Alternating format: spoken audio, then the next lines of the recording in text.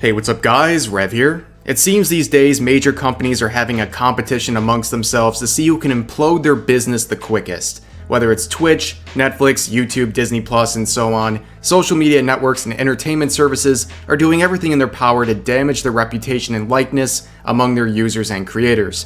And the latest contestant to throw their hat into the competition for the ultimate business failure speedrun is Patreon.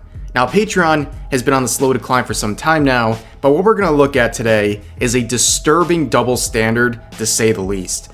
Patreon, through their consistent patterns of policy enforcement, have chosen to actively prioritize the banning of fictional content over the banning of those who use their service to openly post content that is sexually exploiting real-life children, which hundreds of thousands of predators pay their service to gain access to. Now, believe it or not, years ago, Patreon was viewed as the savior of content creators who were handcuffed by YouTube's harsh policies and rampant demonetization. It was supposed to be a place of unfiltered content funded by direct community support. Patreon gained a reputation as a hands-off service, even taking a very small percentage of creators' earnings. Well, of course, as time went on and the money rolled in, Patreon gave in to the controlling concerns of investors, leading to many different consequences, including the removal of pretty much any adult content, whether fictional or real, banning those with unsavory political opinions, and even increasing their cut of creators' earnings several times over.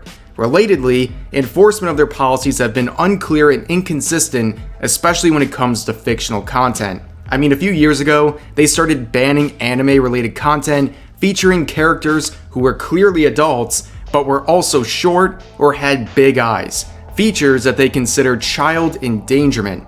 Working under these ridiculous standards, a few days ago this artist was forced to remove their artwork featuring characters from My Hero Academia because the photo was sexualizing minors, according to the staff member at Patreon. Funny, because it seems Patreon will rapidly go after fictional content, but bend over backwards to ensure accounts posting sexual content of real-life children go untouched. Here's an example provided by this TikTok, and trust me, you want to hear all this. I believe I have evidence that there are some parents who are using Patreon to sell images of their underage children to child predators. This video is from one of the Instagram accounts I believe is participating in this, and I can't imagine that this video is created to appeal to anyone other than someone who is attracted to young underage girls. And this is the profile where she claims to be a young Euro model managed and monitored by mom. And she has over 75,000 followers. 75,000 followers who are apparently interested in images such as this and this. Once again, I can't imagine this was created for anyone other than people attracted to children. And that is not even the worst of the images on her Instagram. But if you click that link, it would take you to her Patreon, which, by the way, you have to click and accept that you are about to see material that is 18 plus.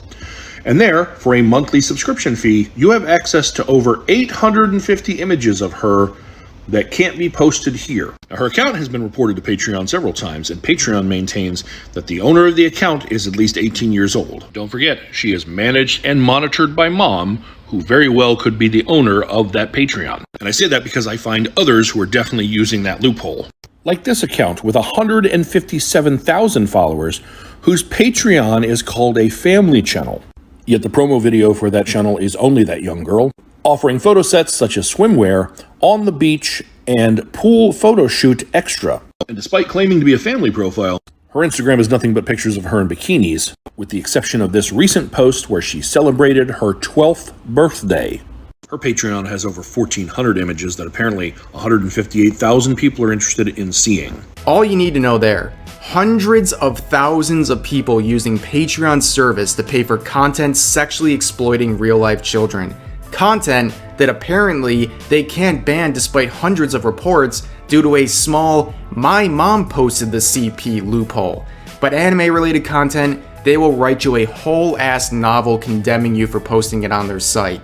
Look, if Patreon has it in their mindset to ban certain kinds of fictional content, labeling it as exploitation of children, fine. I guess we can't stop pointless virtue signaling, but could you also get rid of the literal kiddie porn on your site too? I don't think that's too much to ask. But that's going to do it for this video. I would definitely appreciate any help towards sharing this video because Patreon deserves way more criticism for their disturbing and selective enforcement of their policies. And my heart goes out for all the innocent children being used for a profit on their site. It is completely and utterly wrong. But I hope you all enjoyed. Subscribe for more daily videos, and yeah, I'll see you guys next time.